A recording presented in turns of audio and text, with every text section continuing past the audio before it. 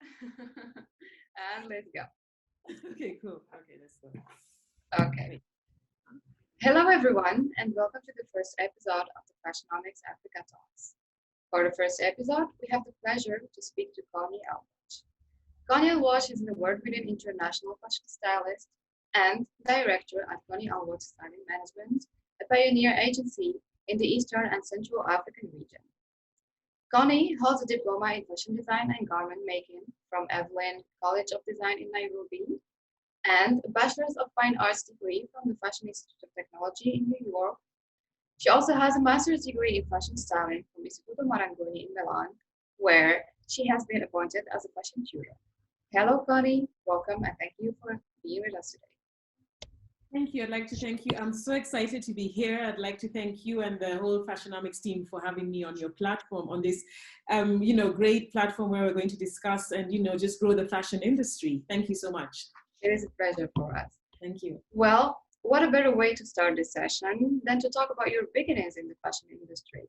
So my first question would be, when did you develop a taste for fashion, and how do you first remember expressing it? I think when I was a little girl, I always remember going to my parents' room when my parents were dressing up to go to work, and I was always playing with my mom's nail polish, pulling on her dresses. Because my parents like to dress up, and I just remember always just playing, and I was always getting in trouble because I was always touching her things, her makeup, and just and her clothes, and having a good time. So I think my love for fashion began at a really early age. But also my late grandma, Mama Tabitha Aluoch, is also very good in crafts and knitting and sewing, fabric crafts.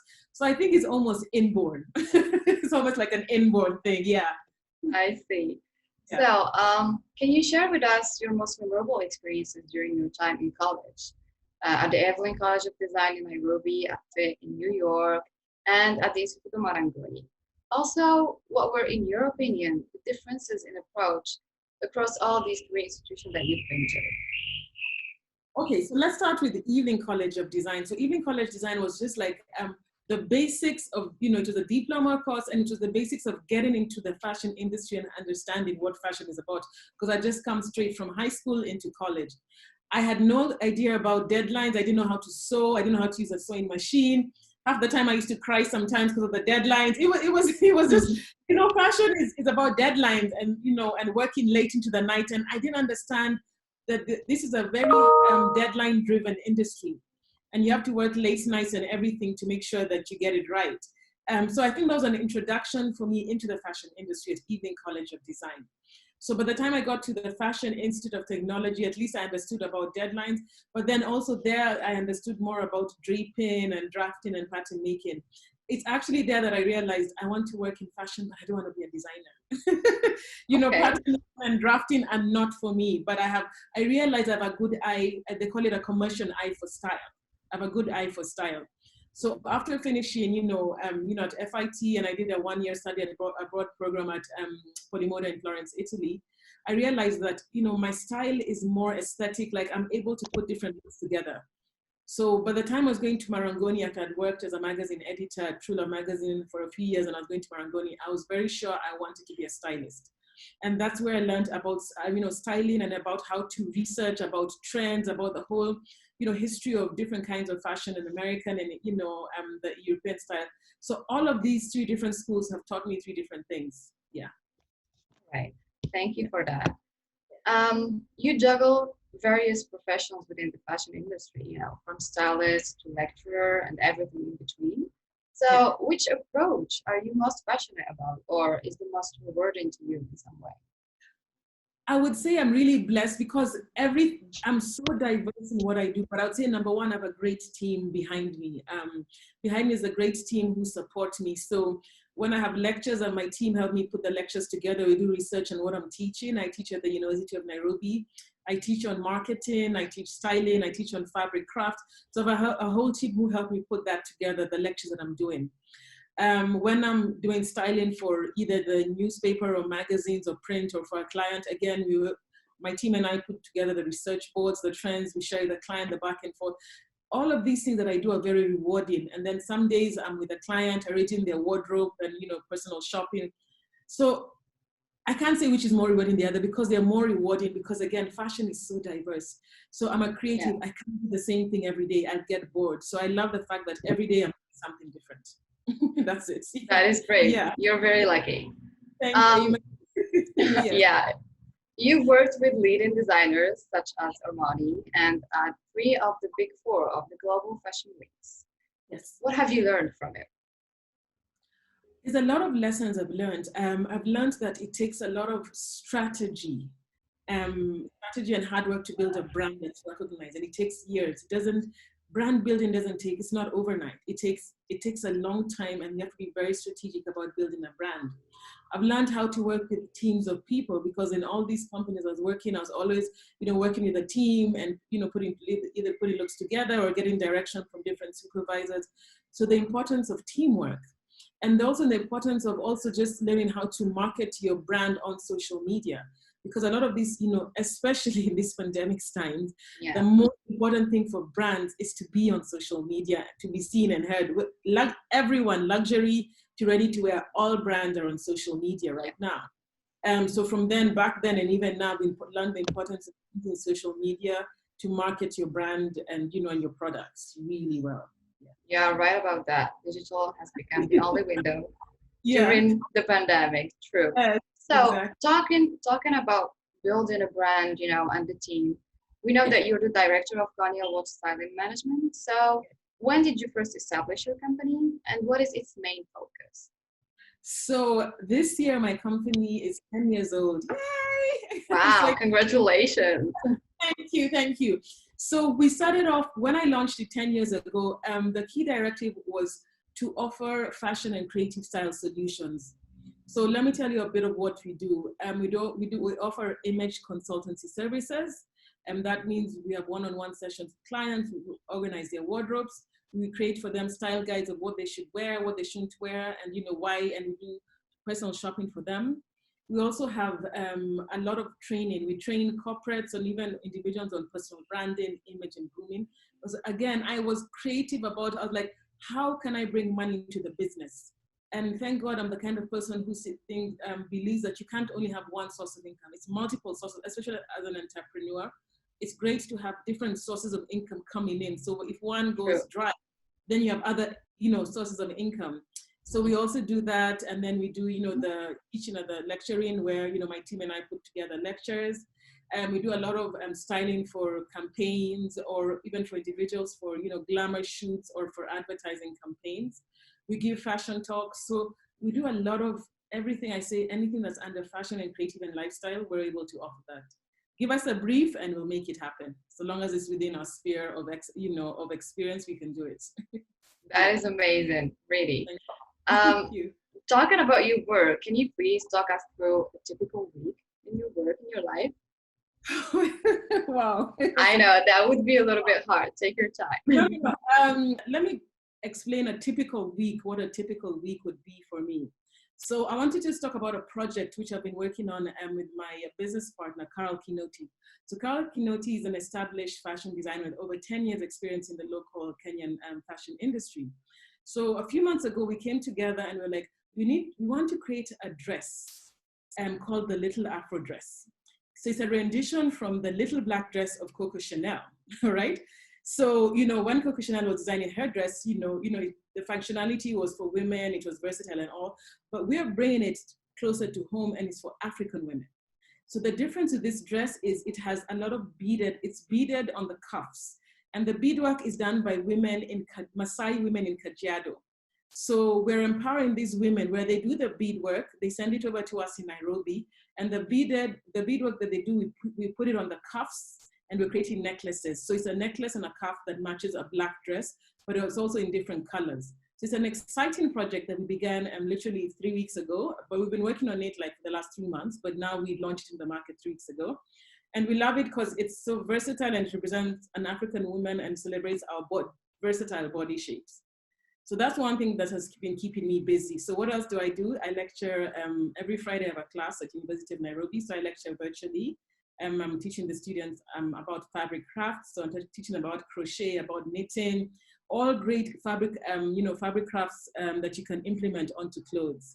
What else do I do? I'm working on my website. I want to relaunch it, probably in a few weeks' time. So my team and I are working on that. Then there's some research we're doing for a project that's launching next year. So the weeks are so diverse. And then every week, probably every day I'm with my team. We're working on our social media strategy for 2021 and what we're going to do differently. So every week and every day is so diverse that I love it. I really love it. Yeah. Well, your weeks sound really intense, but also very exciting. Yeah. And your projects and products sound beautiful. I congratulate you for the website in advance. Thank you. My next question is about African education industry. So, in your point of view, what can the African education industry do to further develop and promote fashion as a promising professional future? And how do you see Fashionomics Africa's involvement in that?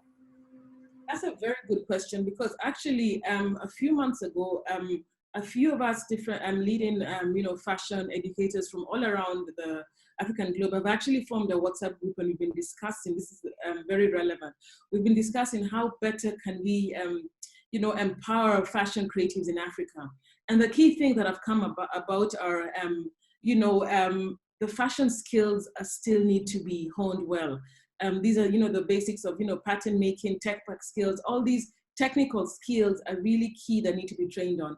So we're hoping that, with the support of Fashionomics, we can create like some basic fashion courses that can be taught around Africa. Skills, quality control, fashion construction, anything to do with the garment starts with the technical part and the drafting or the draping. If we get that wrong, then the whole garment is off. So this is a great platform where fashion educators and Fashionomics can come together to create curriculums and courses and masterclasses that we can share. Everything is online now, that we can teach and train online with fashion creatives from around Africa. So it is really important. Fashion education is the basics of a designer or fashion creative, not only in Africa, but around the world. True. And while we're still talking about education, what is your main focus when lecturing the next generation of fashion designers? My main focus is, so my strengths are, my strengths are in styling and fashion marketing. So those are the ones I love to mentor on. And I began a series 5 months ago I have an IG live series every Wednesday for 1 hour. What I do is I bring in different industry leaders from around Africa, and we talk about various things. So I've had stylists, I've had makeup artists, I've had designers, I've had all kinds of, fashion creatives. So for me, I'm like, mentorship is not only, it doesn't have to be one-on-one physical, but look, I'm able to mentor people from around the world just on my IG platform. So I think it's more about just being able to connect with the younger audience and just seeing how can we grow the African fashion industry. And it's amazing how online mentorship, you're able to reach more people rather than physical mentorship, to be honest, right now. Yeah. That is an amazing initiative. Really, congratulations. So, talking about initiatives and works, what did you work as a stylist or image consultant for media outlets such as True Love East Africa magazine and Kenya Television Network mainly consist of? And how did you adapt your approach according to each one of them? All right, so I'll start with True Love magazine. So actually, that's actually how I got into the, into styling, and I got into, print media and all. So for that, it was very different, because that's, it's a fashion shoot, you've done a mood board, you've discussed with the editor, what direction it is. So that's very, I would say it's very structured and laid out. In my time doing, being an image consultant for Kenya Television Network, I consulted for them for 7 years. It's very different because these are news anchors who are on a screen. It's a very different approach. The colors that they can wear, the colors that don't work, the prints, don't work for TV. Makeup is very different. So it was a very different approach. And then it's different personalities who you're working with. So first of all, we needed to understand the personalities and the image they want to project. And then from then on, we're able to create a style guide and looks that work for them. So you're coming from, True Love, which is, a set, shoot, structured theme board, and you're coming to a personality on a new screen who's very diverse and also has their opinion on how they want to look. So it's very different, diverse approaches, but we were able to handle both, my team and I. It is true that in all businesses, you need to understand your client in order to offer the right services for them. Exactly. Now that 2020 is almost over, what are your plans for 2021 and what are your plan Bs for possible further times of uncertainty? Yes. Wow. The pandemic, we don't know how long it's here for. So I'll be still doing a lot of virtual meetings. I'm going to continue doing my Instagram lives. I'm sure I'll be giving webinars, those will continue. But most importantly, this project of the little Afro dress that my business partner, Carl Kinot, and I have begun, I'd like to see it grow, from Kenya to the different, counties and regions within Kenya and to Africa as a whole, because why would an African woman every African woman should own a little Afro dress. So that's our plan, to take it from Kenya to Africa. All right, that sounds like a promising project and plan. So tell me, how do you think small businesses can prepare for the very challenging upcoming year? So I think, first of all, we have to have a positive mindset. I think everything starts with a mindset, and we have to be very affirmative and positive. Number two, I'm a firm believer, planning, and strategy. They say if you fail to plan, you plan to fail. That's a quote I read somewhere. So I think now is the time to plan for next year. And plan, as we definitely know, online is here to stay and our brands need to be online. So I think it's time to plan on your social media strategy. Yes, there are physical meetings and all, but still a lot of things are online. So I think it's about planning and strategizing for next year as a small business, right? And also finding a unique aspect that you want to focus on and sell as a business. Because the thing about being online now, everyone is online. So we have to find unique things as different businesses of what's going to keep us standing and, keep customers wanting to come to our page. So again, strategy and planning. Well, thank you very much for your insightful advice. I hope all small businesses that will be watching this interview will take them into account and, strategize and plan for the upcoming year. Well, Connie, it's been a very interesting and, fruitful exchange with you today. Thank you for being with us. Thank you for joining us. It's been a pleasure. Thank you. Thank you for having me. And I look forward to many more conversations in the new year. We look forward to that as well. Thank you very much.